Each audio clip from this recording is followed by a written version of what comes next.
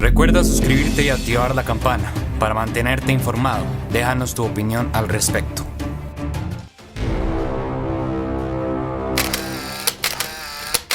Saludos amigos de Central Noticias. El último impago, el default en la jerga financiera ruso, se produjo en 1998 cuando gobernaba Boris Yeltsin, pero nada tuvo que ver con la cáustica actual, porque aquel entonces fue la crisis financiera asiática de 1997 la que estuvo en el origen de la caída de la Federación de Rusia. La economía rusa se está resquebrajando, su moneda se ha hundido y su deuda es basura. El siguiente paso es una posible impago que podría costar miles de millones de inversores y dejar al país sin financiación de los mercados. Los mercados de permutas financieras dan un 70% de posibilidades de que esto se produzca mismo año que FitRate dice que es eminente.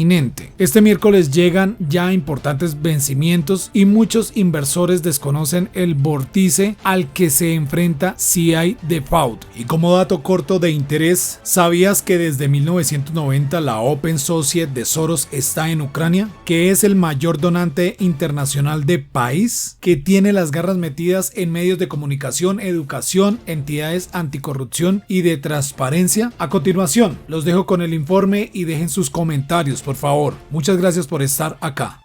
Rusia podría entrar en default o impago en los próximos días, a pesar de ser uno de los países con más reservas del mundo, un equivalente a más de 600.000 millones de dólares. Casi la mitad está congelado en el exterior por las sanciones impuestas tras la invasión a Rusia. Conectamos en vivo desde Miami con The X-Men, con Javier Serviá. Hola Javi. Happy Tuesday. Happy Tuesday. ¿Rusia va a entrar en default? Bueno, eso es lo que se está hablando. Lo que pasa es que este miércoles se estima que el gobierno ruso el gobierno y varias empresas tienen que pagar 117 millones de dólares en interés. O sea, hay unas deudas que ellos tienen y este miércoles tendrían que pagar esos 117 millones de dólares. Tú piensas que tú tienes un bono, hay un interés, hay un cupón que tú tienes que pagar y este miércoles se tiene que pagar. ¿Qué pasa? El fin de semana el ministro de Finanzas ruso dijo se va a pagar. Ahora la pregunta es ¿cómo se va a pagar? ¿Se va a pagar en dólares o se va a pagar en rublo? Según Bloomberg está reportando que estos bonos que tiene que pagar el cupón este miércoles, en el covenant, o sea en el contrato, hay cláusulas que especifican que no se puede pagar en otra moneda que no sea o dólar o euro. Entonces, si se pagara en rublo, ya entonces se consideraría técnicamente un default, claro. Oficialmente no sería un default, porque como explican los técnicos, hay 30 días donde el que emite esa deuda tiene para pagar. Pero ya entonces estaríamos hablando que hay una preocupación inminente sobre el total de deudas que tiene Rusia. Se estima, según el BIS, se estima que hay 121.000 millones de dólares en deuda foránea. O sea, es deuda emitida por rusos, estamos hablando del gobierno y de empresas. Piensa Gazprom, por ejemplo, que es un jugador grande en el gas natural. Se estima que dentro de esos 121.000 millones de dólares, 25.000 millones aproximadamente serían de Gazprom. Entonces la pregunta es, ¿entrará Rusia en un default? Y como tú bien dijiste, 50% de ellos, de las reservas internacionales, que son en parte se utilizan para pagar este tipo de deuda, para tener acceso a moneda extranjera para poder pagar las deudas, el 50% no puede accesar debido a las sanciones. Entonces aquí viene la especulación de que podría entrar en un default. Entonces hay dos preguntas claves acá. Una es, ¿cuál es el precio actual de los bonos? Bueno, los bonos ya se califican como a nivel basura. O sea, estos bonos que se pagarían el cupón el miércoles, estás hablando que está entre 10 a 30 centavos de dólar. O sea, la caída ha sido considerable debido a las sanciones, que es interesante. Antes de las sanciones no era así. O sea, esto es a consecuencia de las sanciones, no necesariamente de la estabilidad financiera de Rusia. Y segunda pregunta, ¿esto tendría un efecto sistémico? Hasta ahora, según la directora general del Fondo Monetario Internacional, ella dice que no ve causa suficiente de que sea un riesgo sistémico, o sea, que vaya a afectar a nivel global. De esos 120 mil millones de dólares en deuda extranjera, casi 87 millones estarían, 84 mil millones de dólares están en Europa, y en Estados Unidos serían cerca de 15 mil millones de dólares. O sea, afectaría más a bancos y entidades europeas que norteamericanas. Pero esto hay que esperar qué va a pasar mañana si ellos pagan la deuda que se supone paguen, o sea, el interés de la deuda o no. Eso hay que esperar. Segundo tema de tres, te llevo al tema petróleo. En los últimos días está bajando de más de 130 dólares el barril, pasó a estar rondando los 100, hay dos tipos, el Brent y el WTI. ¿Va a bajar la nafta, la gasolina en las próximas semanas o esa caída aún no cubre la enorme suba anterior? Mira, los analistas están hablando que el mercado lo que te refleja hay un hope, lo que hay es miedo y esperanza, y por eso ves esta volatilidad. ¿Cuáles fueron las razones que explican el por qué hubo una caída tanto en el Brent como en el WTI? Brent es el que se usa a referencia internacional. Hay por dos razones. Uno, que pudiera afectar la demanda, quiere decir que la demanda caería.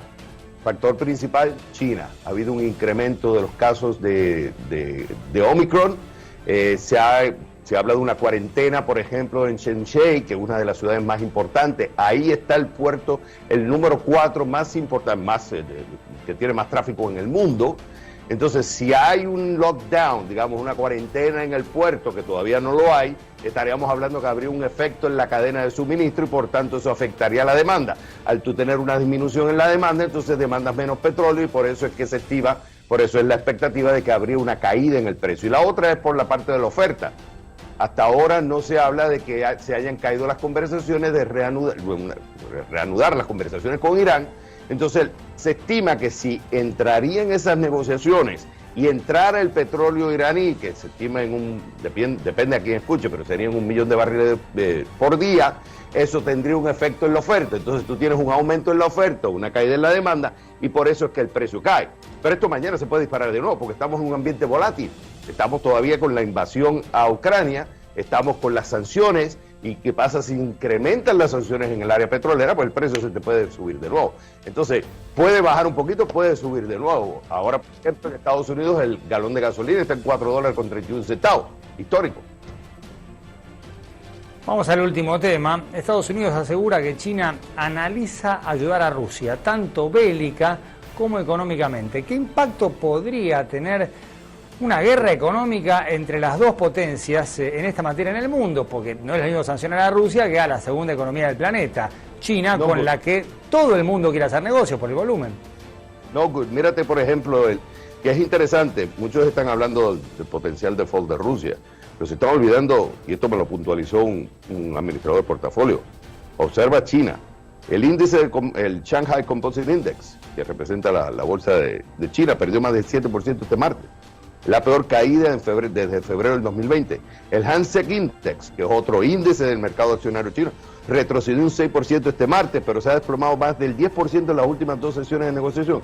¿Qué es lo que está pasando? Uno es el factor del incremento en los casos de Omicron, la insistencia por parte del gobierno chino de hacer cuarentenas masivas, o sea, de lockdown, pero también hay esa preocupación de que China se tire más a apoyar a Rusia, incluso militar.